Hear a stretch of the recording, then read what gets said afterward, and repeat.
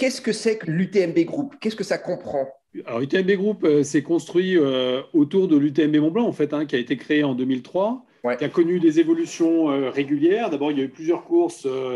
On a ajouté des courses régulièrement sur l'UTMB Mont-Blanc pour faire l'événement complet que c'est aujourd'hui, fin août, avec sept courses, 10 000 coureurs, 100 000 personnes dans la vallée pour suivre l'événement. Ouais. Et puis, petit à petit, en fait, il y a eu des virages, effectivement. Il y a eu probablement le fait qu'en 2008, les inscriptions ont été closes en 8 minutes parce que c'était complètement sold out. Et donc, on a mis en place un système de loterie qui a amené tout ce qui a été fait ensuite. Ça, c'est intéressant. On reviendra là-dessus. Donc, ça date de 2008, ce système de loterie. Moi, je me souviens très bien de cette époque où on allait très simplement s'inscrire. On n'avait pas besoin ni de points, ni de valider une course. Enfin, c'était très simple. Et puis, absolument, vous avez raison, très rapidement, en 5 ans, on a eu cet embouteillage où, vous le rappelez justement, effectivement, en 8 minutes, c'est ça que vous dites? 8 minutes, c'est incroyable. Oui, je crois 8 minutes en 2008. Et donc, je crois que c'est ça, Hugo. Ouais. Et donc, effectivement, 2009, premier système de loterie. Est mise en place progressivement des points ITRA, de l'indice de performance, je pense dès 2009, 2010, quelque chose comme ça. Je n'ai pas, Running Stone présent. Okay. Exactement. Et donc là, il y a eu cette première phase. Et puis ensuite, je pense qu'il y a eu, alors il y a eu effectivement la création du TWT, la création de l'ITRA, etc., qui était quand même assez proche de l'UTMB à l'époque. Ouais. Et puis 2016, c'est un peu le virage où on part vers l'international. Ouais. Où la marque commence à s'exporter et à vendre des franchises sous la marque UTMB pour des destinations qui créent des événements de trail ex nihilo. Ok, y compris surtout en Asie. Je me souviens d'une édition. Excusez-moi, j'ai 2 chiens parfois ils sont insupportables. Nous, on a pas de souci, nous on a des travaux ici, c'est pour ça qu'il y a des bruits bizarres aussi. Voilà, les chiens, les travaux. Je me souviens d'une édition qui avait eu lieu en Patagonie. En Argentine, mais je crois que ça s'était fait qu'une fois. Mais globalement, à l'époque, ça s'était beaucoup développé sur l'Asie. Et puis dernièrement, vous avez développé l'Europe. Oui, c'est ça. Alors, beaucoup sur l'Asie. En fait, on a créé 2 courses en Chine, Panda Trail et Gaoligong. On a eu aussi, on avait créé Oman by UTMB aussi au Moyen-Orient. Oui, pardon, bien sûr. Et on a créé effectivement plus récemment Thaïlande by UTMB à partir dont la première édition était en 2020. Ushuaïa, ça doit être 2018 ou 2019, je ne sais plus exactement. Je ne sais plus, mais il y en a eu qu'une. Où il n'y a eu qu'une seule édition. Effectivement, donc on a cette activité de franchise by UTMB qu'on a créée. Donc ça, les franchises by UTMB, pardon, c'était 2016, 2000, c'était à partir de 2018. À partir de 2016 jusqu'à aujourd'hui, ça existe encore. Bien sûr. Ça existe encore. Donc c'est ça l'UTMB Group, c'est la course iconique de Chamonix et puis des courses satellites. Alors, aujourd'hui, UTMB Group, c'est en fait c'est 2 métiers. Un métier d'organisateur d'événements de trail running, avec l'UTMB Mont-Blanc, mais aussi ce qu'on a créé autour, c'est-à-dire les UTMB World Series. Oui. Et donc des événements qui sont, par principe, plutôt des événements qui intègrent UTMB Group, qui sont des événements qui sont achetés par UTMB Group ou par son partenaire Ironman, qui sont véritablement complètement contrôlés par le groupe.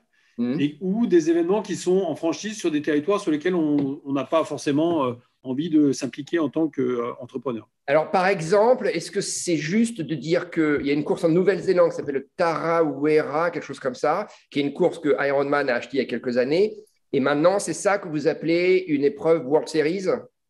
Oui, c'est ça. C'est un événement qui est… donc, on s'est allié avec Ironman en 2021 pour les World Series 2022. Donc, nous, on a acheté quelques événements. Eux ont acheté quelques événements, dont Tarawera, qui faisait déjà partie de leur portefeuille, et qui rentre effectivement dans le circuit, qui est complètement… la marque Ironman n'apparaît pas, c'est un actionnaire, mais l'événement est à la marque UTMB. Alors, il se trouve qu'il n'a pas eu lieu cette année à cause du Covid, mais l'événement sera à partir de l'année prochaine. Alors, ce que je voudrais bien comprendre, c'est la différence entre ces épreuves World Series qui, dans leur nom, ne portent pas du tout le terme UTMB. C'est ça?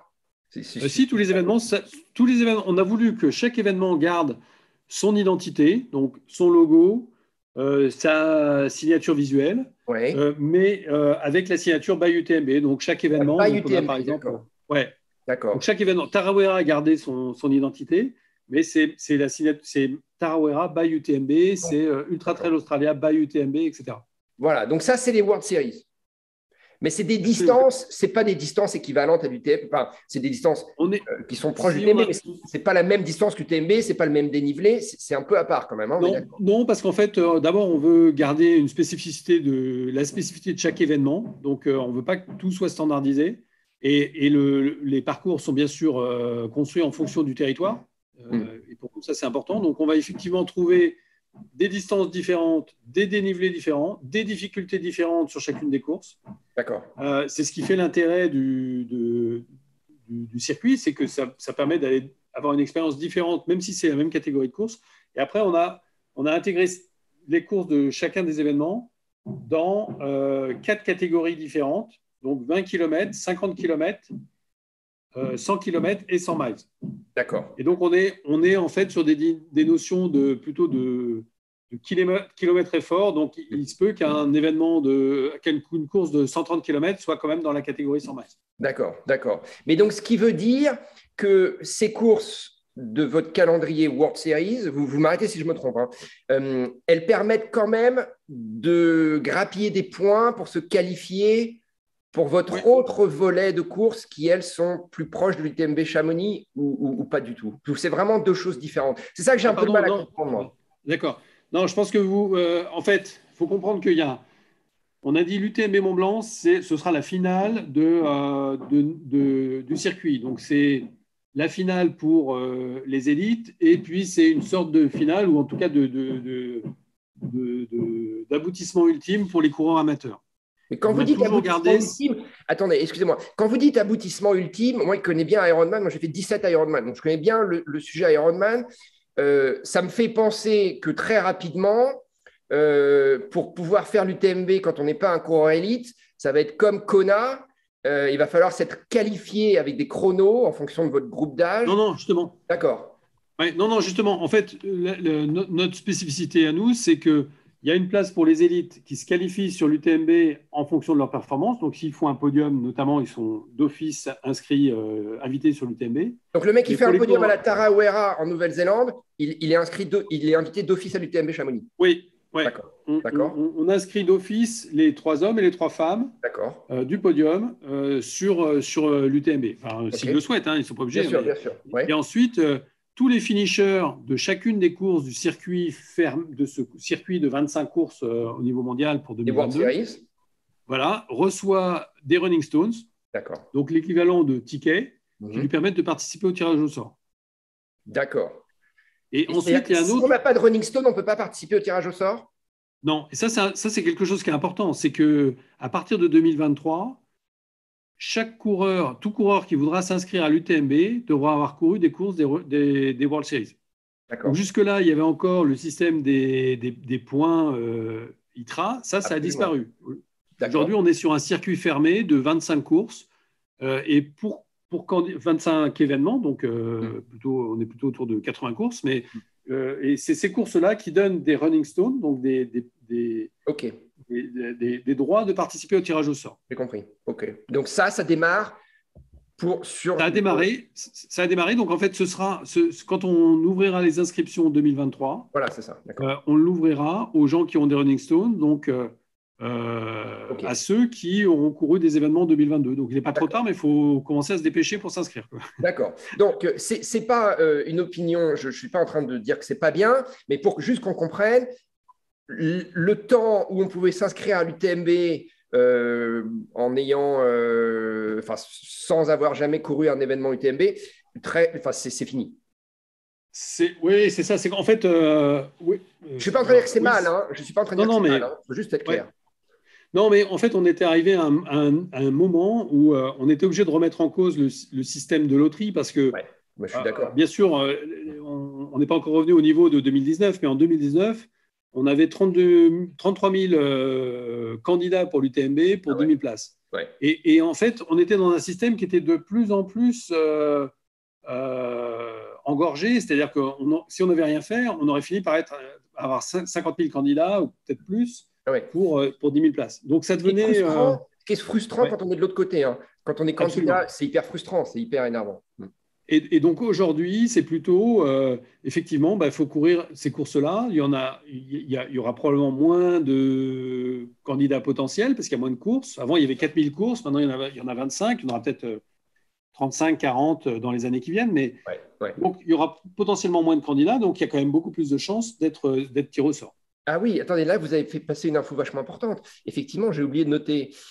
Et encore une fois, je ne porte pas de jugement négatif. Hein. Moi, je suis très admiratif de ce que les politiques ont construit depuis le départ, hein. Que ce soit bien clair. C'est juste parce qu'il y a des petites spécificités qu'il faut quand même bien comprendre. Vous avez raison, ça, c'est un point très important. Auparavant, il y avait pléthore de courses partout dans le monde. Vous en citez 3000 ou 4000 qui permettaient d'engranger des points. Voilà. Et maintenant, vous dites, il y a aujourd'hui, ou en tout cas au départ, pour s'inscrire à l'UTMB 2023, il y a à peu près 25 événements, chacun ayant une déclinaison, j'ai bien compris, 100 miles, 100 km, 50, voilà. C'est ça, 25 événements dans le monde. Hein. Oui. Voilà, OK.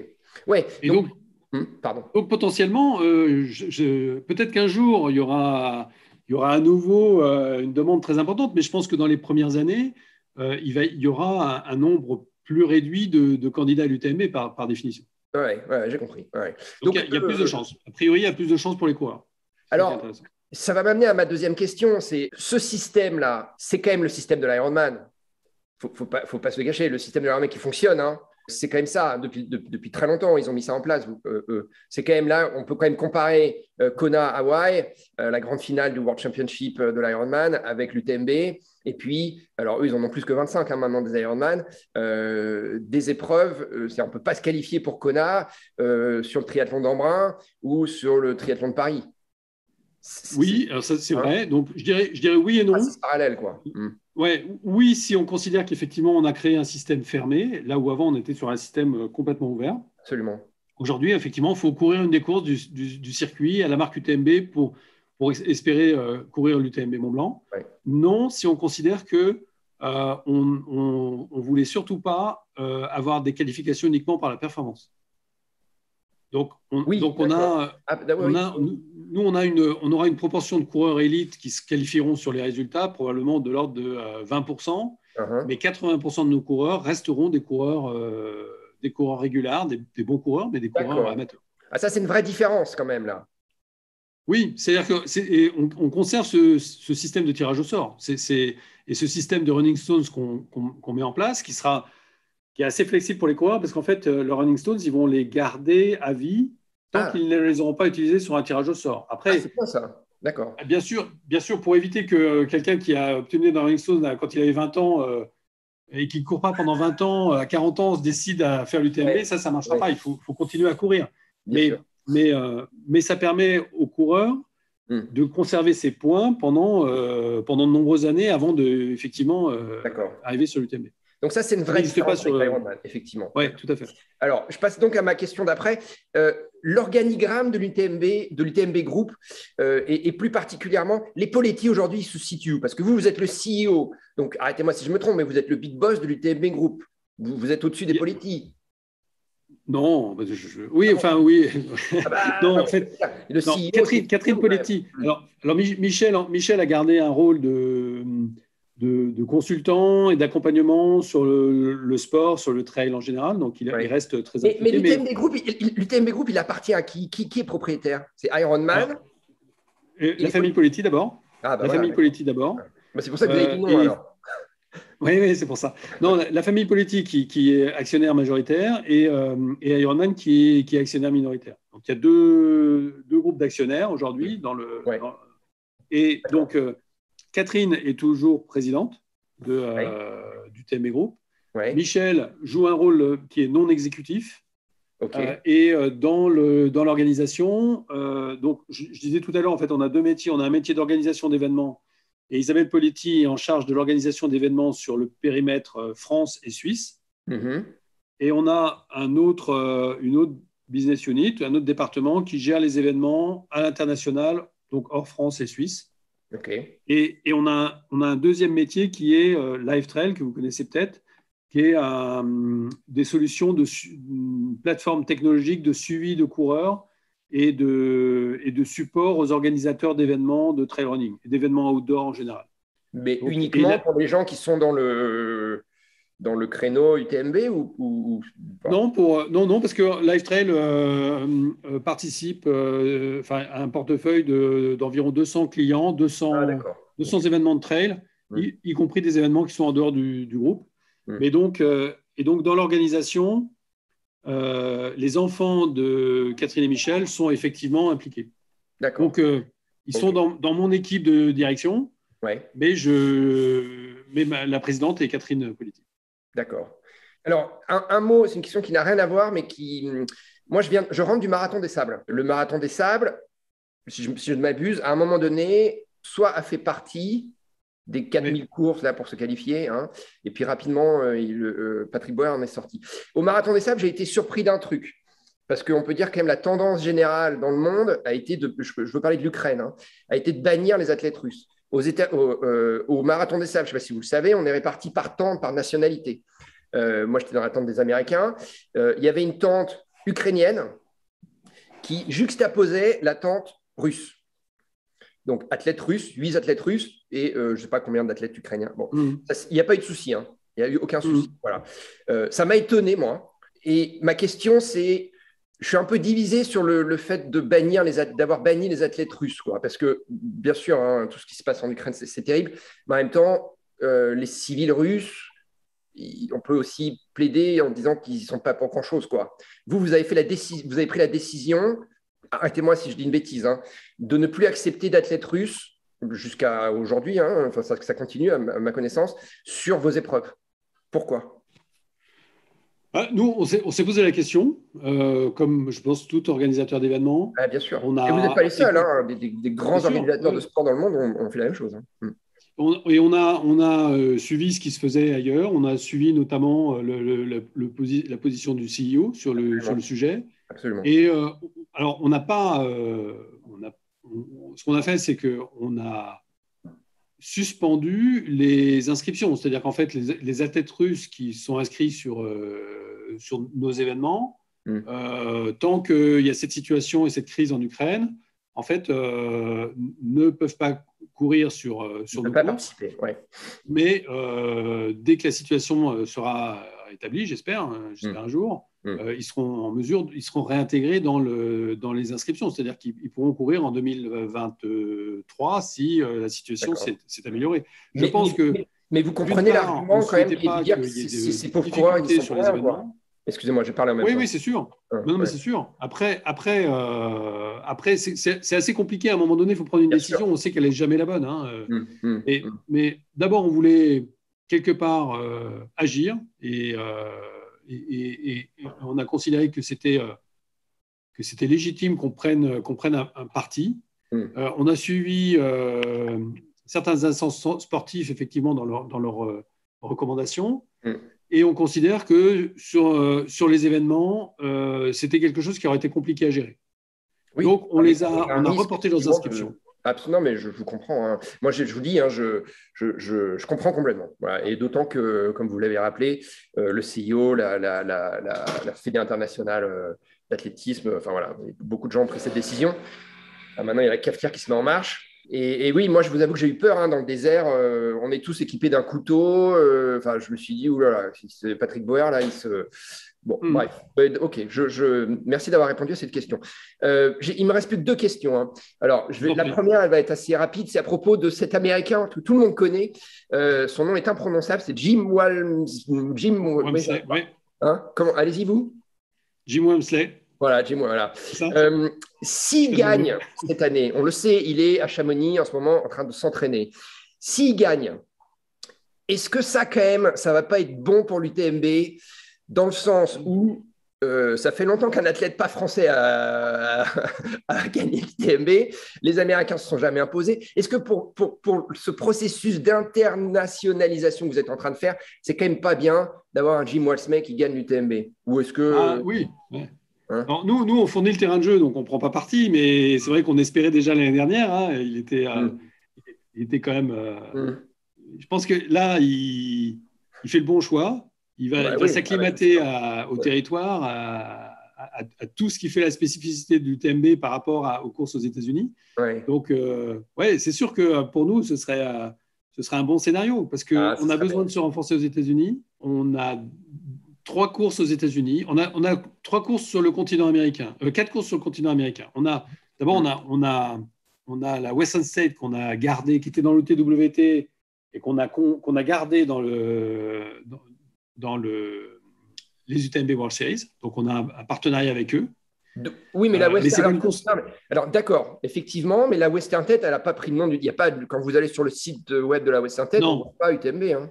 Non, c'est vrai. Vous avez raison, c'est la seule exception qu'on ait. Mais c'est la Western State en même temps. Hein. C'est ça, voilà. C'est un peu différent. Donc, et après, on a 2 courses qui appartiennent à Ironman, qui sont The Canyons et Speedgoat au mois de juillet. Et on a une course au Mexique qui est pour le coup une franchise by UTMB, comme dans le modèle de nos franchises, qui est au Mexique, qui s'appelle Puerto Vallarta.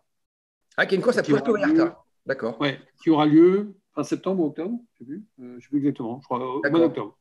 Donc 3 aux États-Unis et une au Mexique. Ok, mais les 3 américaines. Bon, la Western State, vous voyez, il faut faire un truc pour les inscriptions, parce que c'est hyper compliqué. Hein. Non, mais Western State, on sait que de toute façon, ça reste une course très fermée. Donc, il nous faut effectivement plus de courses aux États-Unis. Et je pense qu'effectivement, Jim Wamsley, qui est en plus un athlète au cas, ça nous ferait du bien. Bien sûr.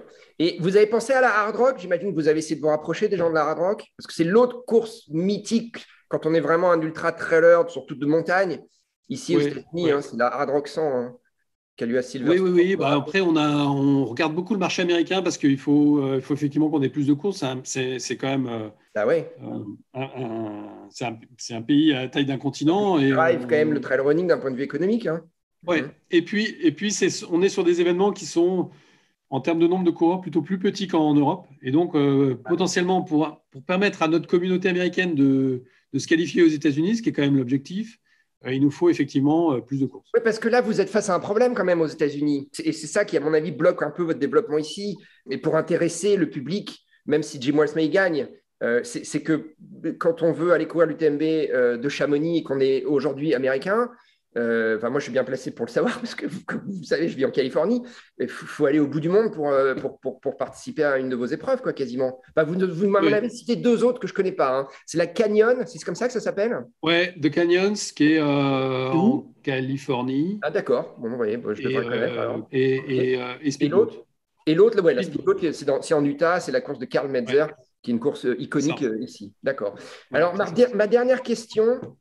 Et ce n'est pas une question piège, un peu quand même. C'est l'influence de l'Ironman.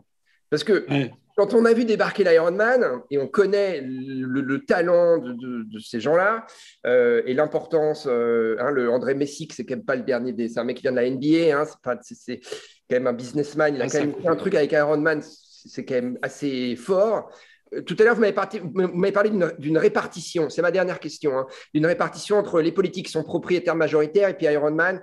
Mais c'est quoi la répartition? C'est 70-30? Quand on connaît le business Ironman, on se dit qu'ils ont peut-être envie de grignoter et à terme de devenir majoritaire. Je ne dis pas que ce serait que ce serait une mauvaise chose, mais est-ce que le moyen terme et le long terme avec Ironman, c'est quoi?